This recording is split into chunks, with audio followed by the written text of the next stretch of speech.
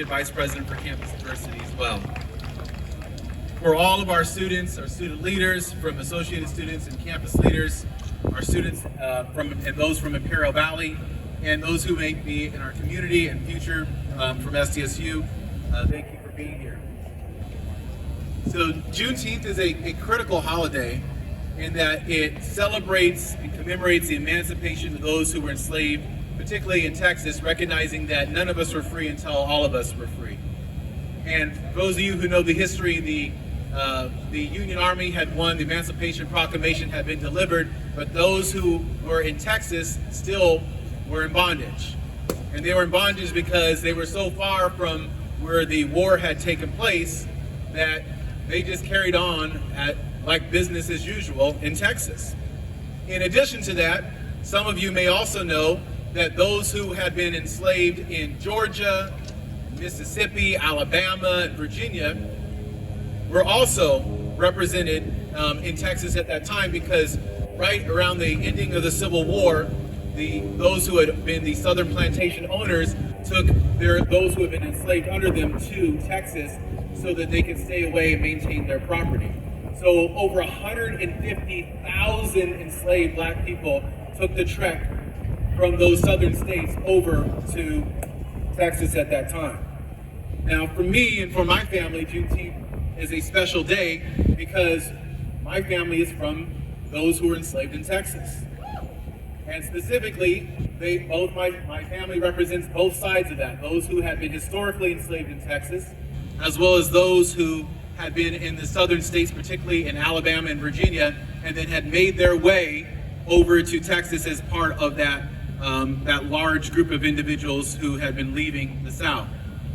So, as I did a couple of days ago at the CSU Juneteenth celebration, I'd like to read you the names of those from my own family who were freed on that day. My fourth great grandfather, Chaz Sparks, and Emmeline Sparks, my fourth great grandmother, Mary Hobbs, Dow Hobbs, Martha Murphy, David Carr, Sarah Carr, and my second great grandmother, Martha Carr, all released in around that time period, those who had been enslaved in Texas. And I can only imagine the horrors that all these individuals had to endure.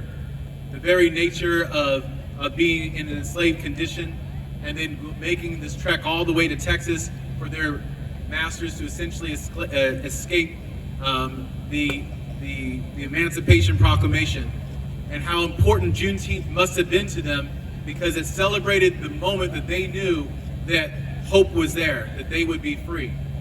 But as also many of you know, just because something is signed and just because an announcement is made doesn't mean that there is immediate transition. Immediately after Juneteenth, in that announcement, we know that many of the slaveholders maintained their plantations in operation until after the harvest had taken place. We also know that those who tried to escape their plantations, that there were mass lynchings that took place in Texas right after this time frame. And so this is an important day because we're celebrating a long history and fight towards freedom. And SDSU has tried to lead the way in creating opportunities for our students, our faculty, our staff, and our community to have a better experience here at San Diego State. We just came from the CSU Juneteenth Symposium, where we had Cornel West speaking to the entire CSU system, talking about the importance of freedom. We had a delegation there. If you were part of that delegation, if you could just clap or raise your hand, including our own president, Adela De La Torre, who was there as well. And so we honor this time. We remember what our ancestors who came before us fought through, what they survived, what they endured. As a community and as a university, we are committed to celebrating Juneteenth, but not just thinking about Juneteenth as a single day, but what does Juneteenth mean for us if we celebrate it every day?